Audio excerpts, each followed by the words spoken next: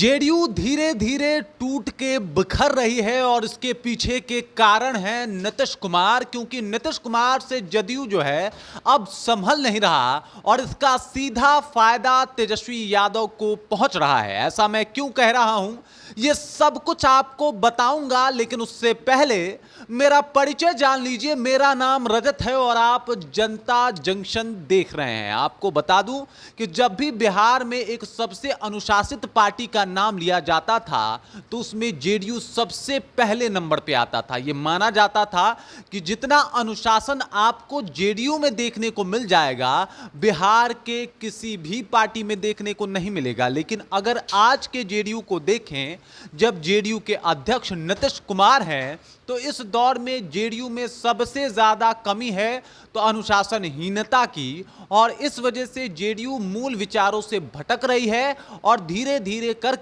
अपना अस्तित्व खोते जा रही है। अब इसके पीछे काफी सारे लॉजिक हैं और एक एक करके मैं आपको सब कुछ समझाने वाला हूं। आप समझ जाइए कि पहले जेडीयू में जो कुछ भी बयान आते थे, बड़े नेता वो डिसाइड करते थे और तभी आके वो प्रवक्ता कहते थे, और जेडीयू के प्रवक्ता जो कुछ भी कह देते थे वही जेडीयू के बड़े नेता का भी मत होता था। लेकिन आज के जेडीयू में जब आप झांक के देखिएगा तो ऐसी स्थिति बिल्कुल भी नहीं है। मतलब आज प्रवक्ता कुछ और कह जाते हैं, मंत्री जी कुछ और बोल जाते हैं, और नीतीश कुमार जो कि जेडीयू के राष्ट्रीय अध्यक्ष हैं, उनको तो इन सब बातों से फर्क तक पड़ता हुआ दिखाई नहीं दे रहा, जिसका सीधा तौर पे फायदा तेजस्वी यादव को पहुंच रहा है।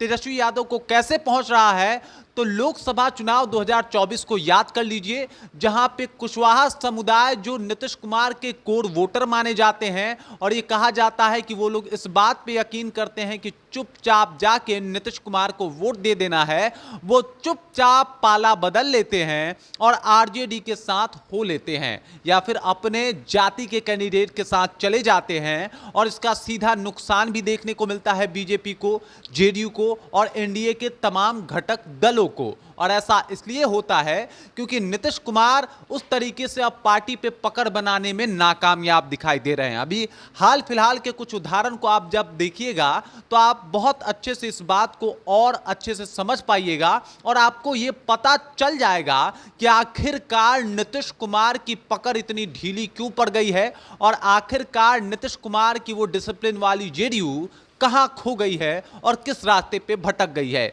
सबसे पहले आ जाते हैं लल्लन सिंह के ऊपर।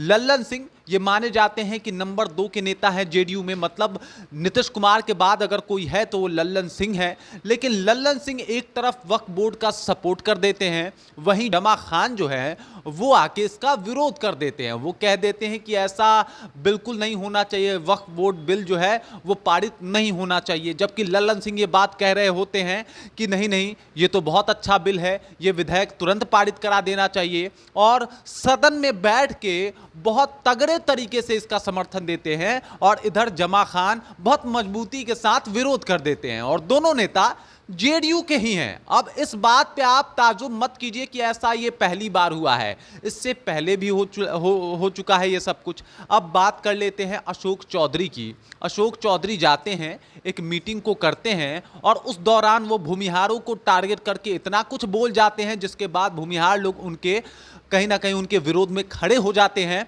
और लल्लन सिंह जो कि भूमिहार के अभी नंबर 1 नेता बिहार के हैं, वो जेडीयू से हैं, और जिस तरीके से आके विरोध करते हैं, भूमिहारों के बारे में बोलते हैं, उसके बाद जो भी प्रवक्ता हैं वो इससे पल्ला झाड़ते हुए नजर आते हैं। वो कहते हुए नजर आते हैं कि नहीं नहीं अशोक चौधरी को ऐसा नहीं बोलना चाहिए, सबका साथ होना जरूरी है। अब आप इससे अंदाजा लगा सकते हैं कि अशोक चौधरी बोल तो जाते हैं, लेकिन प्रवक्ताओं के पास भी इसका प्लान बी नहीं होता कि अगर आक्रामक रवैया हो जाए समाज में तो इसको रोकना कैसे है, क्योंकि उनको भी नहीं पता कि इनके बड़े नेता क्या कुछ बोल देंगे जिसको इनको कवर अप करना पड़ेगा। और इस वजह से बिना कुछ प्लानिंग के, बिना अनुशासन के जेडीयू जिस तरीके से कुछ दिनों में काम कर रही है, उससे यह स्पष्ट हो गया है कि नीतीश कुमार की पकड़ जेडीयू पे काफी ढीली हो गई है। अब एक और उदाहरण आपको समझा देता हूं। केसी त्यागी जो कि केंद्र सरकार को कई बार अपने टारगेट पे ले चुके हैं। और आपको बता दूं, केंद्र में अभी बीजेपी की सरकार है, एनडीए की सरकार है, और उसी के ऊपर निशाना साधते हुए नजर आते हैं। वो तो यहां तक बोल जाते हैं कि भाई आपको विदेश नीति ठीक से चलानी नहीं आती, आप इजराइल के समर्थन में ना जाके आप फिलिस्तीन का समर्थन करें। और उसके बाद उनको जेडीयू जो है वो बाहर का रास्ता दिखा देती है, प्रवक्ता जो वो बने फिर रहे थे उससे उनको पदमुक्त कर देती है। तो ये कुल बातें बता रहा है कि जेडीयू में आपस में ही विचारों को लेकर इतना ज्यादा मतभेद है, जिससे नीतीश कुमार की पार्टी और उनका वजूद, जो पार्टी का वजूद है, जिसके ऊपर पार्टी खड़ी है, वही खतरे में पड़ गई है। अब आप इससे यह भी अंदाजा लगा सकते हैं कि पार्टी जब खतरे में पड़ गई है, पार्टी में ही अपने अपने में एक सिविल वार जैसा स्थिति बना हुआ है, और सबको अपने आप को बड़ा दिखाना है कि नीतीश नहीं तो कौन, तो ऑप्शन में अपने आप को रख रहे हैं। इस मौजूदा स्थिति का फायदा सीधे सीधे तौर पे तेजस्वी यादव उठाते नजर आ रहे हैं।